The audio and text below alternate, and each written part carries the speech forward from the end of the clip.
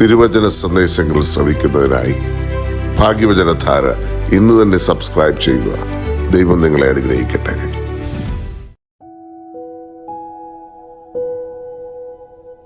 ത്രിയേക ദൈവത്തിന് സ്തുതി. ഭാഗ്യവചനധാരയിലേക്ക് ഏവർക്കും സ്വാഗതം. വിശുദ്ധ ലൂക്കോസിന്റെ സുവിശേഷം 13 അധ്യായം 16 വാക്യം. 18 സംവത്സരമായി സാത്താൻ ബന്ധിച്ചിരുന്ന അബ്രഹാമിന്റെ മകളായ ഇവളെ ശബത്ത് നാളിൽ ഈ ബന്ധനം അഴിച്ചുവിടേണ്ടതല്ലയോ? കൂനിയായ സ്ത്രീയെ ശാബത്ത് ദിവസം സൗഖ്യമാക്കിയതിൽ പ്രതിഷേധിച്ച പള്ളി പ്രമാണിയോടും ജനത്തോടും കർത്താവ് ചോദിക്കുന്ന ചോദ്യമാണിത്. ശരീരത്തിലുണ്ടായ കൂനിനേക്കാൾ ആ സ്ത്രീയുടെ അസുഖത്തെ സാത്താന്റെ ബന്ധനമായി കർത്താവ് പ്രഖ്യാപിക്കുകയാണ് ഇവിടെ. സാത്താൻ ബന്ധിച്ചു കഴിഞ്ഞാൽ നിവർന്നു നിൽക്കാൻ കഴിയാതെ വരുന്നു. നോട്ടവും ശ്രദ്ധയുമെല്ലാം താഴേക്ക്, അഥവാ ഈ ലോകത്തിലേക്ക്, ഭൂമിയിലേക്ക് മാത്രമായി പരിമിതപ്പെടുന്നു. അവനെ മുകളിലേക്ക് നോക്കുവാനോ ദൈവവുമായി ബന്ധം പുലർത്തുവാനോ കഴിയുന്നില്ല. അപ്രകാരം സാത്താന്റെ ബന്ധനത്തിലായിരിക്കുന്ന വ്യക്തിയെ പുറത്തു കൊണ്ടുവരുവാൻ അടിയന്തരമായി ഇടപെട്ടേ മതിയാവൂ. അതിന് വിലക്കപ്പെട്ട ദിവസമെന്നോ സഭാ നിയമങ്ങളുടെ ലംഘനം എന്നോ ഒന്നുമുള്ള തടസ്സവാദങ്ങൾ പരിഗണിക്കാതെ സഹായത്തിന്റെ കൈ നീട്ടി കൊടുക്കണം എന്നത് പരിശുദ്ധ നോമ്പിന്റെ പ്രധാന സന്ദേശമാണ്. ദൈവത്തെ കാണേണ്ടതുപോലെ കാണുവാനോ അറിയേണ്ടതുപോലെ അറിയുവാനോ അറിഞ്ഞ് സ്നേഹിക്കുവാനോ കഴിയാതെ മനുഷ്യൻ സാത്താന്റെ ബന്ധനത്തിൽ അകപ്പെട്ട് ചുറ്റിത്തിരിയുകയാണ്. ഈ അടുത്ത കാലത്ത് ന്യൂസിലാൻഡിലെ ഒരു യൂണിവേഴ്സിറ്റി നടത്തിയ ഗവേഷണ പഠനത്തിൽ ഇന്നത്തെ മനുഷ്യന്റെ എല്ലാ അധാർമികതയ്ക്കും കാരണം മനുഷ്യന്റെ അമിതമായ മതബോധമാണെന്ന് കണ്ടെത്തുകയുണ്ടായി. അവർ പറയുന്നു, മതങ്ങൾ ദൈവത്തെക്കുറിച്ച് വികലമായ അവബോധമാണ് മനുഷ്യന് നൽകുന്നത്. കൈക്കൂലി, സ്വജനപക്ഷപാതം, സ്വാർത്ഥത, അനീതി എല്ലാം മതങ്ങൾ നൽകിയ ദൈവത്തിൽ നിന്ന് മനുഷ്യനിലേക്ക് പകർന്നു കിട്ടിയ അധാർമികതകളാണ്. കാര്യസാധ്യങ്ങൾക്ക് വേണ്ടിയോ കാര്യം സാധിച്ചു കിട്ടിക്കഴിഞ്ഞ ശേഷമോ ദേവാലയങ്ങളിൽ അർപ്പിക്കുന്ന വഴിപാടുകളിലൂടെയും കാണിക്കകളിലൂടെയുമാണ് കൈക്കൂലി തെറ്റല്ല എന്ന ചിന്ത വിശ്വാസികളിലേക്ക് പടർന്നത്. തങ്ങളുടെ ദൈവത്തിന് കൈക്കൂലി വാങ്ങി കാര്യങ്ങൾ സാധിച്ചു തരാമെങ്കിൽ എന്തുകൊണ്ട് ഞങ്ങൾക്കും വാങ്ങിക്കൂടാ എന്ന് വിശ്വാസി വിശ്വസിക്കുന്നു. ലോകത്തിലെ വിവിധ മതങ്ങളും മതങ്ങളുടെ ഉപവിഭാഗങ്ങളും ദൈവത്തെ അവരവരുടേതായ വിശ്വാസ ആചാരങ്ങളുടെ സംരക്ഷകനായി മുറുകെ പിടിച്ച് ഞങ്ങളുടെ ദൈവം എന്ന് അവകാശപ്പെടുകയും അവരവരുടെ കാര്യങ്ങൾ അവരവരുടെ ദൈവങ്ങളിലൂടെ നേടിയെടുക്കുകയും ചെയ്യുമ്പോൾ അവൻ സ്വജനപക്ഷപാതിയും സ്വാർത്ഥനും ആയി മാറുകയാണ് വിശ്വാസികളുടെ മനസ്സിൽ. അതിലൂടെ സ്വജനപക്ഷപാതിത്വവും സ്വാർത്ഥതയും ദൈവികമായ ധാർമ്മികതയായി മനുഷ്യൻ സ്വീകരിക്കുവാൻ ഇടവരുന്നു. മതത്തിന്റെ പേരിൽ നടക്കുന്ന കൂട്ടക്കുരുതികൾ ദൈവം പ്രസാദിക്കുന്ന ബലികളായി വിശ്വസിപ്പിച്ച് അത് നിർവഹിക്കുന്നവർക്ക് വീരസ്വർഗം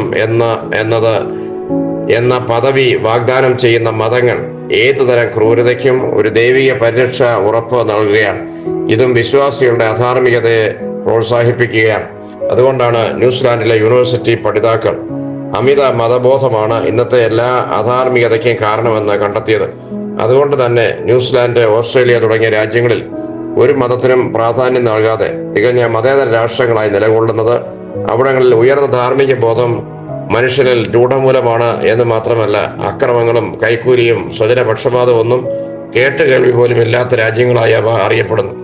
ഇവിടെ സാത്താന്റെ ബന്ധനം മതങ്ങളിലൂടെ തന്നെ സാത്താൻ നിർവഹിക്കുന്നു എന്നതാണ് സാത്താന്റെ വിജയം. അതുകൊണ്ടാണ് പൗലോസ്ലീഹ 2 കൊരിന്ത്യർ 11 അധ്യായം 14 വാക്യത്തിൽ സാത്താൻ വെളിച്ചദൂതന്റെ വേഷം ധരിക്കുന്നുവെന്ന് സൂചിപ്പിച്ചിരിക്കുന്നത്. ഇവിടെ സാത്താൻ വ്യക്തികളെ മാത്രമല്ല സമൂഹത്തെ മുഴുവനായി ബന്ധിച്ചിരിക്കുന്ന കാഴ്ചയാണല്ലോ നാം കാണുന്നത്. സഭയും സമൂഹവും മുഴുവനായി സാത്താന്റെ ബന്ധനത്തിൽ അകപ്പെട്ടിരിക്കുന്നു. വീണ്ടും കഴിഞ്ഞ ദിവസം കോയമ്പത്തൂർ റെയിൽവേ സ്റ്റേഷനിൽ നിന്ന് രാത്രി 12 മണിക്ക് നാട്ടിലേക്ക് ട്രെയിൻ കാത്തു നിൽക്കുമ്പോൾ ഏകദേശം ഒരു 500ഓളം പേർ സ്റ്റേഷന്റെ പ്ലാറ്റ്ഫോമിലും വെയിറ്റിംഗ് റൂമിലും റിസപ്ഷൻ ഏരിയകളിലും ഒക്കെയായി വിവിധ സ്ഥലങ്ങളിലേക്ക് പോകുന്നവരെ യാത്ര അയക്കുവാനോ വരുന്നവരെ സ്വീകരിക്കുവാനോ ഒക്കെ ആയിട്ട് സ്റ്റേഷനിലുണ്ട്. ഈ 500 പേരിൽ കുറച്ച് നാടോടി സ്ത്രീകൾ താഴത്തെ വഴിയോരത്ത് കിടന്ന് ഉറങ്ങുന്നത് ഒഴിച്ചാൽ ഏകദേശം 90% പേരും ആ അസമയത്തും ഉറങ്ങാതെ സെൽഫോണിലേക്ക് കണ്ണു നട്ട് കൂടിയിരിക്കുന്നത് കണ്ടപ്പോൾ സമൂഹത്തെ ബാധിച്ചിരിക്കുന്ന മറ്റൊരു കൂനിനെ നേരിട്ട് കാണുന്നത് പോലെ തോന്നി. എല്ലാവരും കൂടി താഴേക്ക് നോക്കിയാണ് ഇരിക്കുന്നത്. ഇതൊരു തോന്നലല്ല, ദൈവത്തിൽ നിന്ന് മനുഷ്യനെ അകറ്റുന്ന ഭീകരമായ ഒരു യാഥാർത്ഥ്യമാണെന്ന് നമുക്ക് ബോധ്യമുള്ള വിഷയമാണല്ലോ.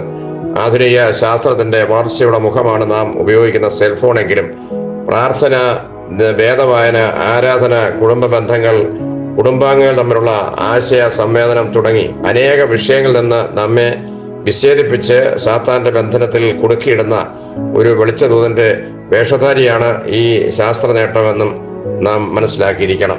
സാത്താൻ പ്രധാനമായി മനുഷ്യനെ കീഴടക്കുന്ന വിവിധ മേഖലകളെക്കുറിച്ച് വേദപുസ്തകം സൂചന നൽകുന്നുണ്ട്.